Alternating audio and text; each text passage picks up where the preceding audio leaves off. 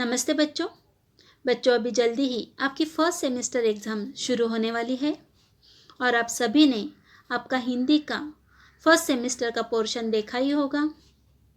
इस एग्ज़ाम में बसंती हवा, नदी कंधे पर इस कविता पर आधारित और उपहार और जन्मदिन इस पाठ पर आधारित प्रश्न आपको परीक्षा में पूछे जाएंगे। इसके साथ ही दिए गए व्याकरण और रचना विभाग पर आधारित प्रश्न आपको परीक्षा में पूछे जाएंगे। आज की तासिका में हम बसंती हवा इस कविता का और इस कविता पर आधारित प्रश्नों का पुनरावर्तन करेंगे। बसंती हवा इस कविता के बारे में आपने पहले ही जानकारी हासिल की है। प्रस्तुत कविता में मस्तिष्क द्वारा हवा की अटखेलियों का विवरण दिया गया है। यह जो बसंती हवा है वह अनोखी हवा है, वह निडर है, बावली है, मस्त मौला है। उनका मन जिधर चाहता है उधर वो घूमने चली जाती है। तो बच्चों, पहले मैं बसंती हवा इस कविता का वाचन करती हूँ। आपको ध्यान से सुनना है क्योंकि इसके बाद इस कविता पर आधारित जो प्रश्न हैं उन प्रश्नों का हम रिवीजन करेंगे। हवा हूँ हवा में, बसंती हवा हूँ, सुनो बात मेरी अनोखी हवा हूँ, बड़ी बावली हूँ, बड़ी मस्त मौला, नहीं कुछ फिकर है, बड़ी ही निडर हूँ, जिधर चाहती हूँ उधर घूमती हूँ, मुसाफिर अजब हूँ, हवा हूँ हवा में, बसंती हवा हूँ। चढ़ी पेड़ महुआ थपाथप मचाया, घिरी धम्म से फिर चढ़ी आम ऊपर, उसे भी झकोरा किया कान में कू, उतर कर भागी मैं हरे खेत पहुंची, वहां गेहुओं में लहर खूब मारी, हवा हूँ हवा में, बसंती हवा हूँ।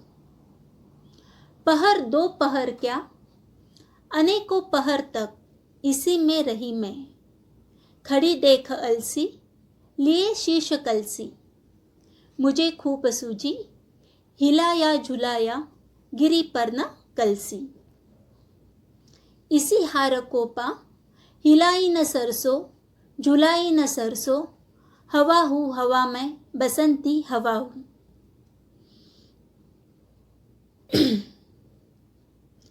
देखो बच्चों, इस बसंती हवा कविता पर आधारित जो शब्दार्थ है वो इस शब्द वाटिका में दिए गए हैं। हम पहले शब्दार्थों को देखते हैं। एक, अजब। अजब मतलब अनोखी। देखो बच्चों, ये शब्दार्थ आपको समानार्थी शब्द के लिए भी पूछे जा सकते हैं। कलसी। कलसी मतलब गगरी, जिसमें हम पानी भर के रखते हैं, उसे ही क्या कहते हैं? कलसी। झकोरा। झकोरा मतलब झोंका। निडर। निडर मतलब निर्भय, न डरने वाला। फिकर। फिकर इसका अर्थ है चिंता। बावली। बावली मतलब सीधी सी। मुसाफिर। मुसाफिर का अर्थ है यात्री, राही। और शीश। शीश मतलब सिर। अभी हम प्रश्न देखते हैं। प्रश्न क्रमांक 1, रिक्त स्थानों की पूर्ति कीजिए। देखो, परीक्षा में आपको इस प्रकार का भी प्रश्न पूछा जाएगा। पहला वाक्य है, अनोखी हवा हूँ, बड़ी डैश हूँ। अभी आपको उचित शब्दों को चुनना है। हर एक वाक्य के बाद, हर एक प्रश्न के बाद आपको पर्याय दिए जाएंगे और उसमें से आपको सही पर्याय को चुनना है। सही जो उत्तर होगा उसे चुनना है, सिलेक्ट करना है। अभी पहला वाक्य देखो, अनोखी हवा हूँ, बड़ी डैश हूँ। आपको इस वाक्य के लिए 2 पर्याय दिए गए हैं। इसमें से एक शब्द चुनकर आपको रिक्त स्थानों की पूर्ति करनी है। ऑप्शन है अ सावली, ब बावली। तो सही उत्तर क्या है बच्चों? बावली।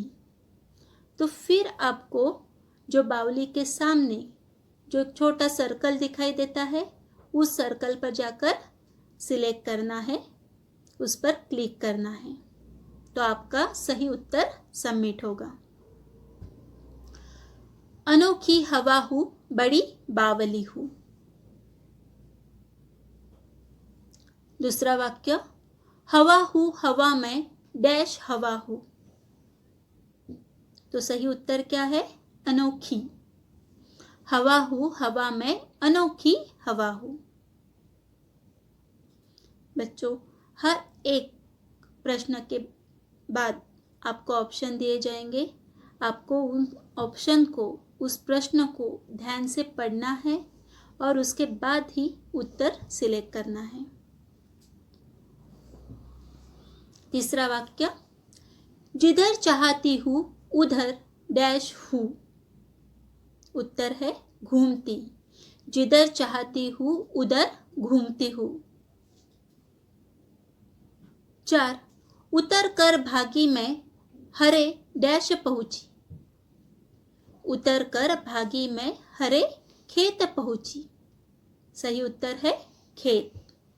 तो जो भी पर्याय आपको दिए जाएंगे उसमें से आपको कौन सा उत्तर चुनना है? खेत। 5, खड़ी देख अलसी लिए शीश डैश। और सही उत्तर है कलसी। खड़ी देख अलसी लिए शीश कलसी। देखो, रिक्त स्थानों की पूर्ति के लिए आपको पूरी कविता अच्छे से लर्न करनी है, तो ही आपको रिक्त स्थानों की पूर्ति के सही उत्तर आ जाएंगे।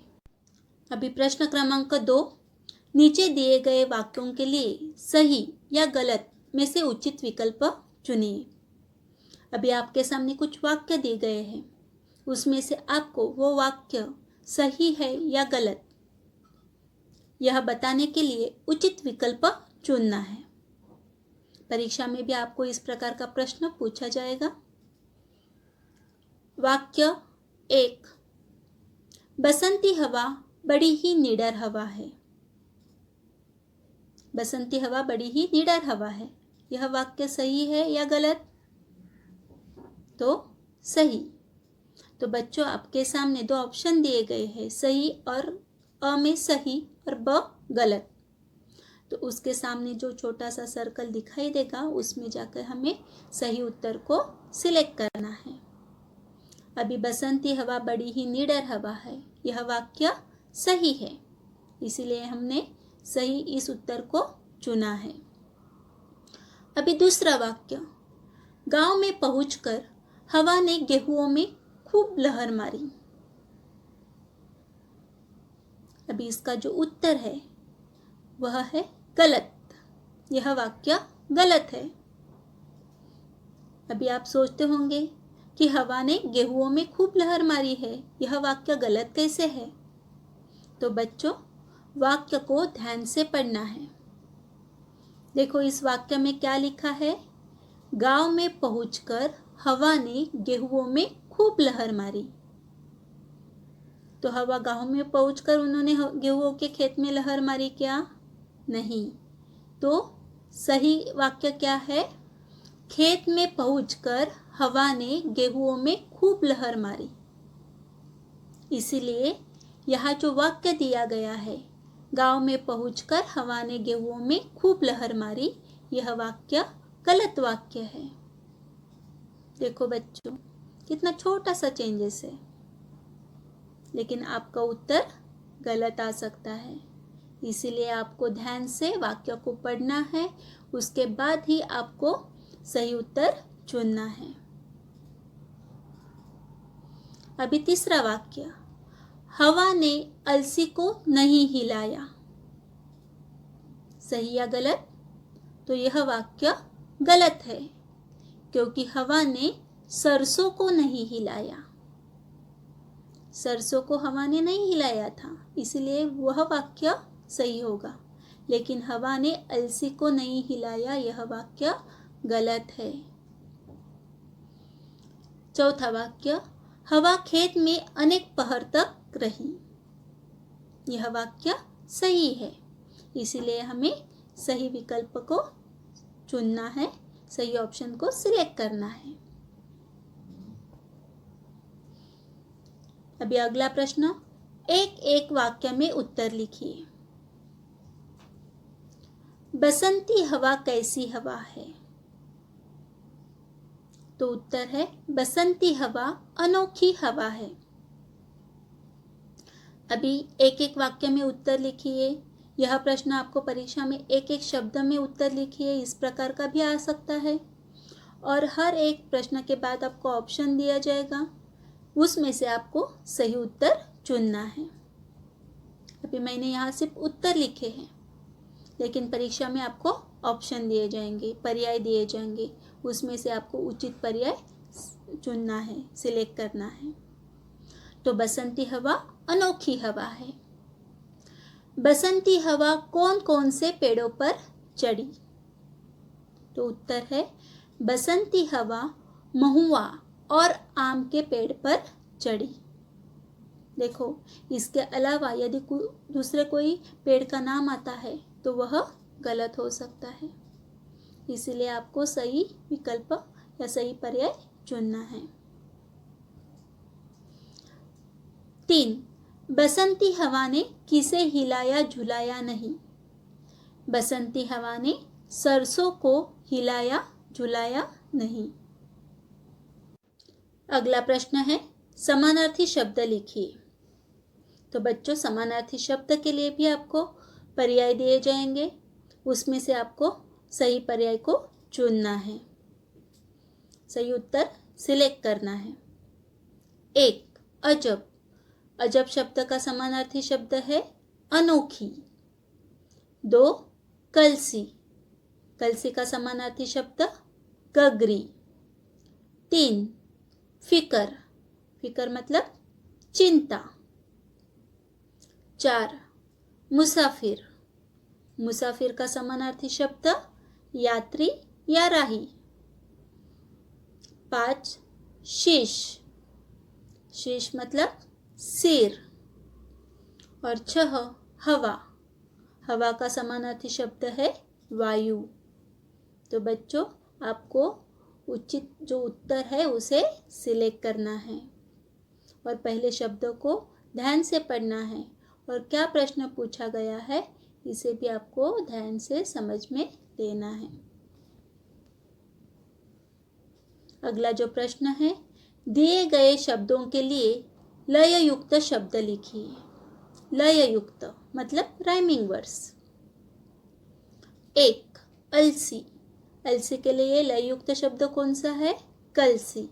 देखो बच्चों, लय युक्त शब्द आपको कविता में आए हुए हैं, वही लिखने हैं, वही चुनने हैं। 2. हवा।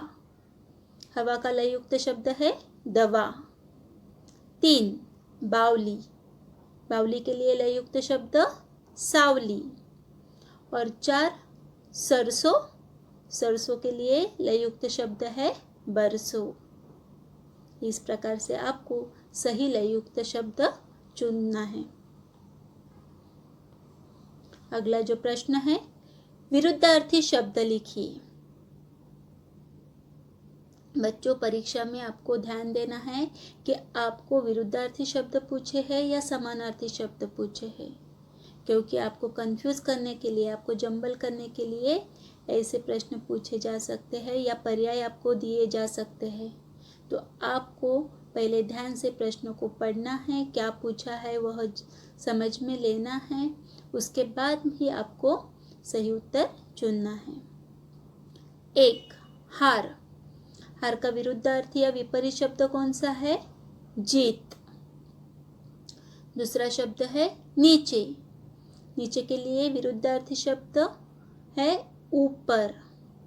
देखो बच्चों, विरुद्धार्थी शब्द को हिंदी में विपरीत शब्द या विलोम शब्द भी कहा जाता है। 3. छोटी। छोटी का विरुद्धार्थी शब्द है बड़ी। और 4. निडर। निडर के लिए विरुद्धार्थी शब्द है डरपोक। तो बच्चों, इस प्रकार बसंती हवा इस कविता पर आधारित प्रश्न आपको परीक्षा में पूछे जाएंगे। आपको ध्यान देकर अध्ययन करना है और परीक्षा में अच्छे मार्क्स प्राप्त करने हैं। धन्यवाद।